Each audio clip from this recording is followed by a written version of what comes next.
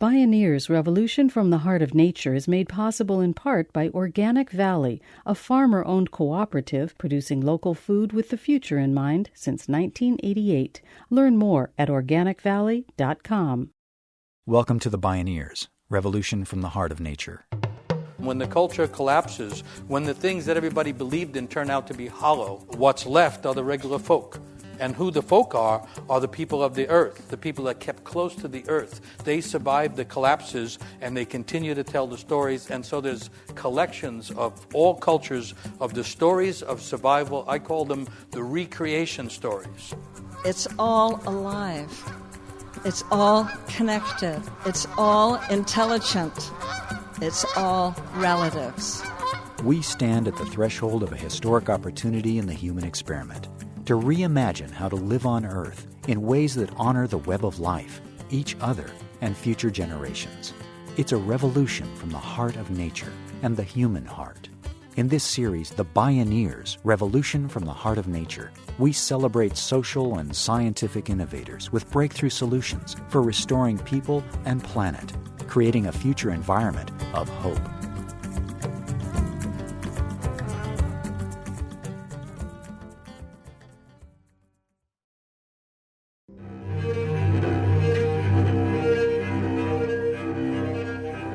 In the year 2000, at the millennium, the United Nations invited the people of the world to share their views of what is wrong in the world.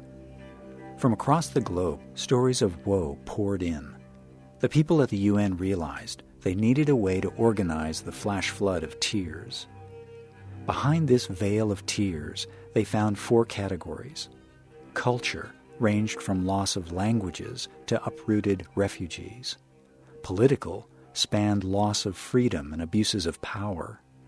Economic included poverty, joblessness, and the chasm between have-nots and the have-a-lots.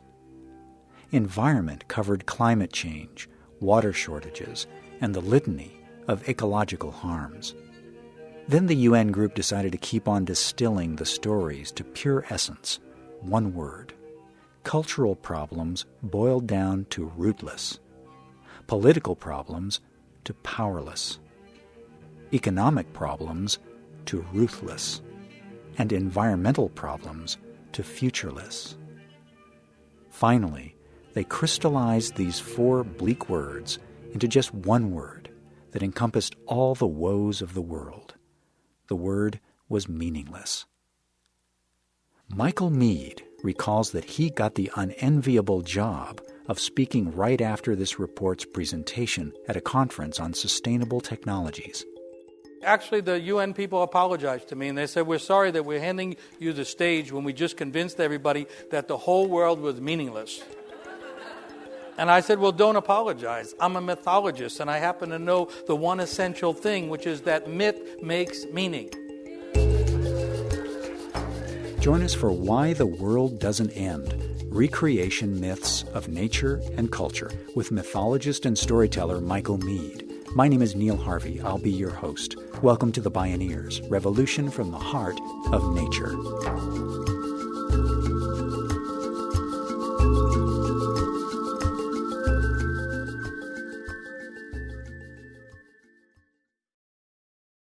As human beings, we're hardwired for story and metaphor. We are meaning-making creatures. When the facts conflict with our story, usually we stick with our story. So from the viewpoint of a mythologist, a sense of meaningless means it's time for a different story. Michael Meade proposes we do that by rekindling our connection to ancient wisdom and universal truths. He reminds us that the word apocalypse, which to many means the end of the world, actually means an unveiling. Once we penetrate the veil, it's not the end, but the time of endings and beginnings. The world of appearances is the world of facts and information. And behind the world of appearances is what I call the world behind the world, what the Irish called the other world, what some people call the mythic world. My job as a mythologist is to tell everybody that the real thing we're looking for is behind the obvious world. As the veil thins, the apocalypsis veil thins, we get to see what's behind everything. Michael Meade is a renowned storyteller, author, and scholar of mythology, anthropology, and psychology. He founded the Mosaic Multicultural Foundation, a nonprofit community-building organization based in Seattle, Washington, to celebrate the diversity of peoples and cultures. Mosaic conducts youth mentoring programs, workshops for veterans, and meaning-making gatherings across North America. Meade shared some revealing recreation stories published in his book, The World Behind the World, at a recent Bioneers conference. Mythology or myths, the ones I'm most interested in usually are called folk myths. They're rather simple myths. The folk are the ones that survive no matter what happens. When the culture collapses, when the things that everybody believed in turn out to be hollow, what's left are the regular folk. And who the folk are the people of the earth, the people that kept close to the earth, the people that kept rhythm with the earth and rhythm with nature and rhythm with the elements. They survived the collapses and they continue to tell the stories. And so there's collections of all cultures of the stories of survival. I call them the recreation stories. Michael Meade tells a story from the White Mountain Apache people. Here's the story of the old woman and the black dog. So once upon a time, actually, I don't know how you get upon a time. We could say once below a time, or once next to a time, or even once when people had time and it didn't seem like the whole thing was moving faster and faster towards a great end. Once, back when time was still connected to tide and the oceans of the world, and time was a thing that rolled back and forth. Once back in that time, right here in this land that we call America, the people here knew that knowledge was available, and a lot of those ancient people knew that if you wanted to find the deep knowledge of the earth, all you had to do was go to the cave of knowledge. And they say that in that cave, there's an old woman. And they say that that old woman is weaving a garment. That is the most beautiful garment that anyone has ever seen in this world. And they say that that old woman has been weaving the garment for a very long time. And that she has reached the fringe of the garment, and she wants to make that hem very beautiful. And so she's weaving that of porcupine quills. And in order to get the quills to lie sideways and be flat, she has to take each quill and bite down upon it. And she has been biting down on quills for so long that her teeth have been worn down till there's nothing left but nubs rising above the gums. And still, she keeps weaving that garment. She keeps biting down on those quills and making that hem. And every once in a while, that old woman in the cave of knowledge has to get up and go to the back of the cave. And in the back of the cave, there's a fire that has been there longer than anything. That old woman doesn't know of anything that has been burning longer than that fire burning at the back of the cave. And hanging over the fire, there is a great cauldron. And in the cauldron, there's some water. And in that water that is simmering back there are all the seeds of the earth. All the seeds that become the fruits of the earth, that become the grains of the earth, that become the flowers and the plants and the trees and the vegetables of the earth. And they're all in that great stew at the back of the cave of knowledge. And if the old woman doesn't go back once in a while and stir that stew, then all of the seeds will burn up. And that could indeed cause the end of everything. And so the old woman has to get up, leave the weaving there, and go back to the back of the cave and begin to stir the seeds. But because she's old, because she's been working so hard, she moves very slowly. And as the old woman is going to the back of the cave in order to stir the stew, the black dog, what black dog? The black dog that's also in the cave goes over to the weaving that the old woman has been working on, and finding a loose thread, begins to pull upon that thread, and soon enough has unraveled the entire garment that the old woman has been spending these thousands of years weaving. After a while, the old woman comes back from stirring the seeds of the world and sees her beautiful garment completely unraveled and laying in a chaotic mess of strings there on the floor. And she stands still for a minute and contemplates the moment and contemplates the situation. And then she sits down and she picks up a loose thread and she begins to weave that garment all over again. And as she begins to weave, a new design comes into her imagination, a beautiful design, more beautiful than the one she had already been working on for so long. And she catches the shape of that design and she begins to weave that design, and she doesn't stop. She just keeps going as she did before.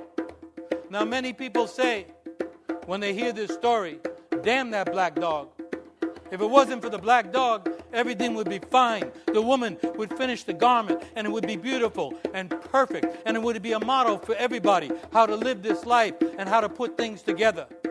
But the old people say, don't be fooled by appearances. Be thankful to the black dog, because that woman is the old woman of the world. And if she would ever finish weaving the garment that is both nature and culture, then, and perhaps only then, this world would come to an end. Be thankful to the black dog, the old people say, for the black dog takes things apart in order that they be woven back together in a more beautiful way. That's what the old people say when they talk about a story like this, when they live in a time like this.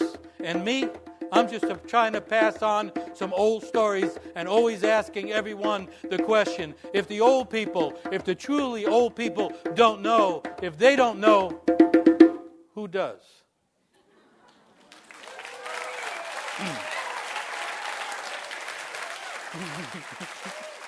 Michael Meade tells stories that he gathers from many cultures. He's found the essential elements of this black dog story in myths from several continents. Stories typically have 7 levels in them, and there's all kinds of depth hidden inside stories. What on the surface can be simple can be profound down below. What the story shows is the 3 great movements of the world. This is a woven thing. It's woven out of invisible, unseen things, as it turns out. This is a world that is in continuous creation.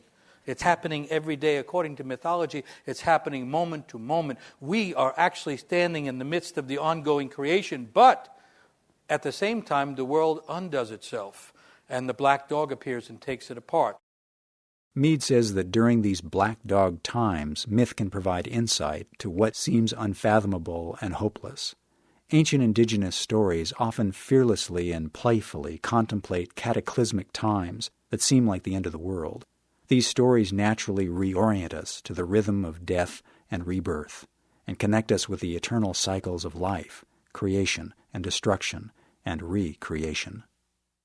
So there in this tiny story, you have the great imagination of all the myths of the world, the creation, the sustaining, and the undoing of things that are all part of this world.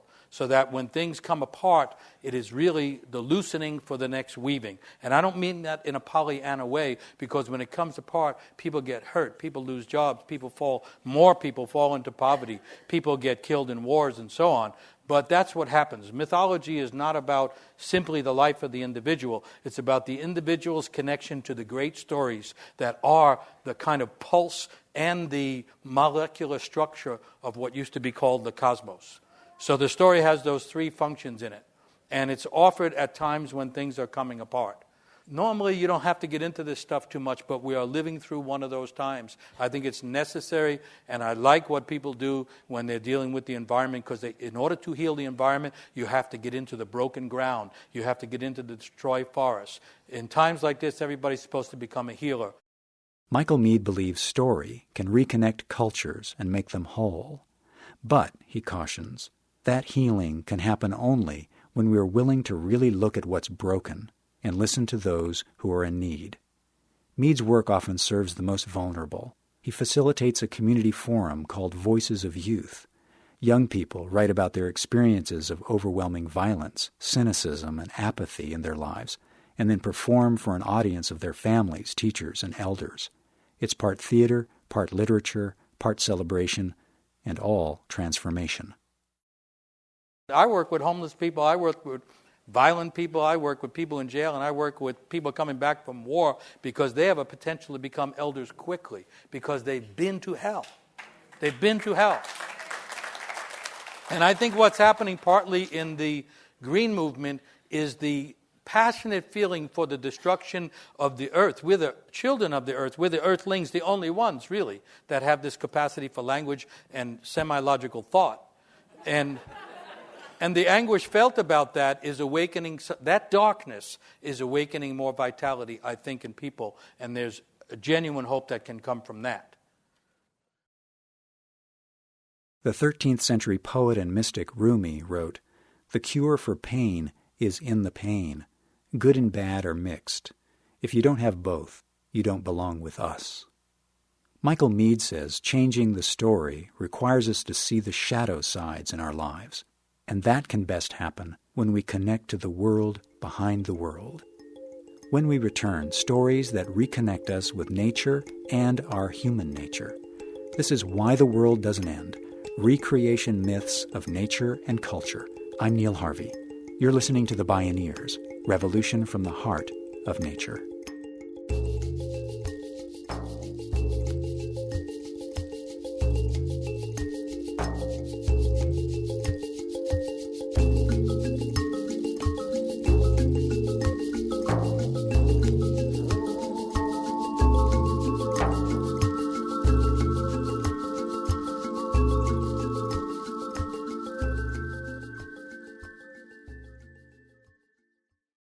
You can download this and other programs on the radio pages at Bioneers.org.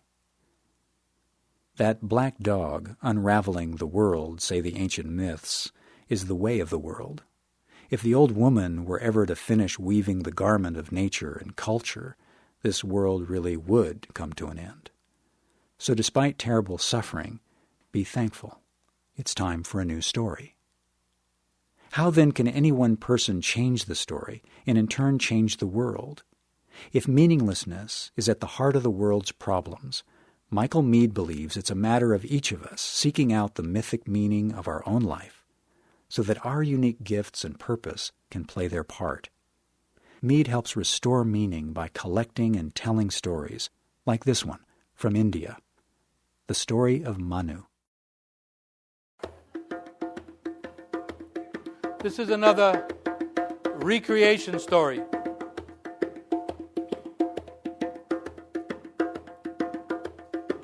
Once, back at the beginning, when time was just breaking open the spell of eternity and causing distinct things to be in the world, once back at that place when everything was just beginning, and people too had to have their start in that initial arrangement of all the elements of this world. Back at that time, the first person, who some say was Manu. You can hear in the name of the first person the echo of humanity in Manu. Manu, it turns out, one day had trouble in his mind. For trouble has to come in somewhere as well, and some people say it came in very close to the beginning and has been with us all the way along. Manu was feeling troubled over something or other. And in considering this trouble and not being sure what to do, Manu went to the edge of the ocean, the place where the great fluid body of origins rolls up against the solid body of the earth. The place of back and forth, the place between one thing and another. And Manu was going along the edge of the sea when suddenly, from the great ocean, there leapt a little fish. And since it was the beginning, and animals and people hadn't become so separated, the fish spoke to Manu and said, "Could you help me? Would you please save me here? In this great ocean of the world, the big fish eat the little fish, and I'm about to be devoured by some big fish, and I would prefer not to go that way." And Manu, the first human, just like every human since then, had to make a decision whether to lend a helping hand or whether to not do it at all. And for reasons that are not explained, Manu, the first human, in this story anyway, of the world, bent down and caught that little fish and pulled it out of the ocean and began to carry it. And the fish said to him, "Because of this kindness, because of reaching out to help me, one day I will help you when you are in trouble." And then the fish became silent, and Manu carried the fish back to his place of residence and he got some kind of a container or a bowl, and he put water in it, and he put the fish in, and he began to care for that fish, and he fed it a little bit. And as soon as he fed that fish, the fish began to grow. And when it grew very rapidly. And soon it grew too big for the bowl. And so he had to put it into a larger tank. But it kept growing, and it grew too big for the tank. And he had to take it and put it in a pond. But it was still growing. It outgrew the pond. He had to put it in a lake. It outgrew the lake. Pretty soon, Manu had no choice but to pick up the fish, which now had become huge, and carry it all the way back to the ocean where he first found it. And Manu noticed that no matter how big that fish got, somehow he could carry it. And it felt light in his hands. And so Manu carried the huge fish back to the great ocean. And he placed it back in the ocean. And once the fish got into the water, it turned around and it said, "Listen, I have some advice for you. Trouble is coming here.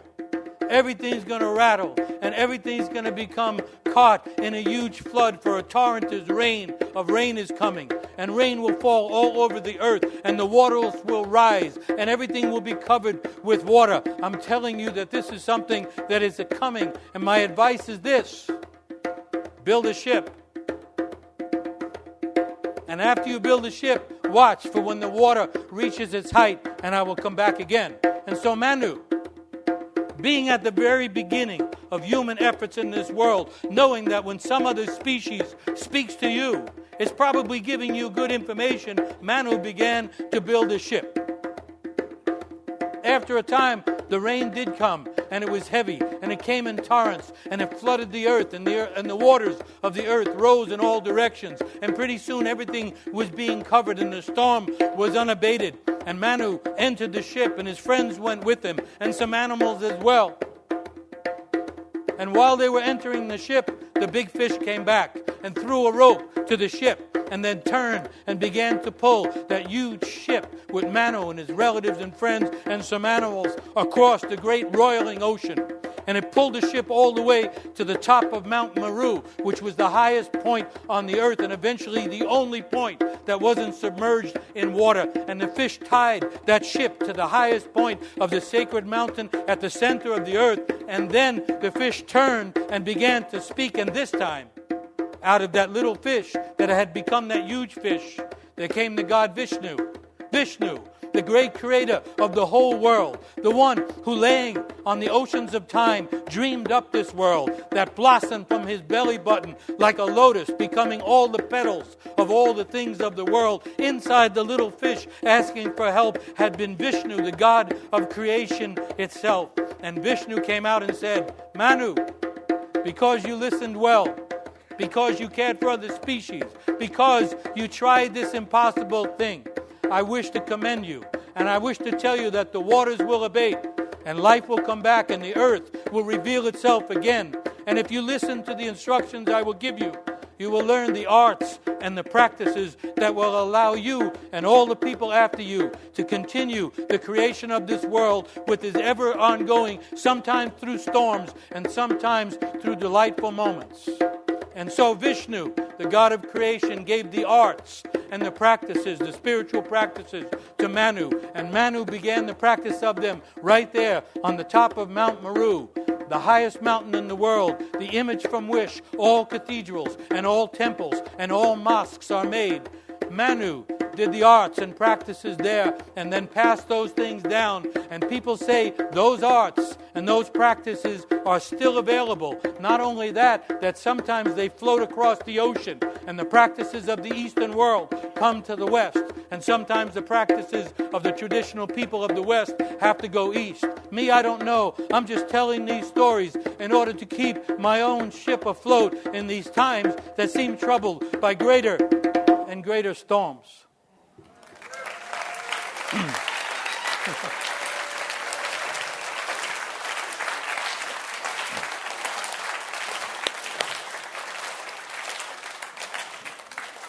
So there's lots of levels, lots of points. I just want to make a couple. Notice the connection, by the way, between the mythic world and the natural world. The natural world is a green garment wrapped around the spirits that are the essentials of the mythic world. All the old traditions knew that when you walked into nature, you were walking into the other world. It's really only in modern times that nature got separated from culture. Humans, each human has what's called a second nature or an inner nature. When we're in touch with our inner nature, as Manu was, we are the companions and co-creators of great nature. Do you get what I'm saying? The division is a false division enforced by years of cultural confusion. And I don't mean that it's simple, but I mean that everybody has nature in their inner nature, and we are natural beings. We are like stretched between the world of animals and plants and the worlds of angels. That's always been the job of humans, to be partly tied to the eternal and partly tied to their locality and the local limits. So we have two responsibilities. One is to contribute to the healing and altering of the world and finding its way back towards balance. But not only do we have to do that, we have to do it by becoming our unique selves. And maybe here's the last point. If a person becomes who they are intended to be, they are automatically contributing to the benefit of other people and the world.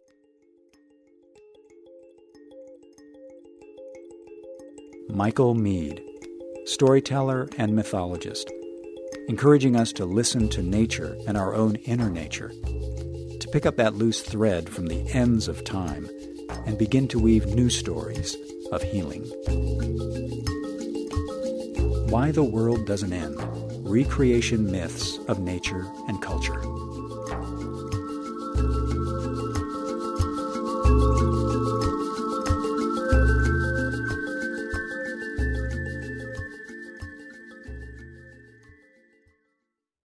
Downloads of this program and many other Bioneers radio shows are available at the radio pages at Bioneers.org or by calling 1-877-BIONEER. That's 1-877-246-6337.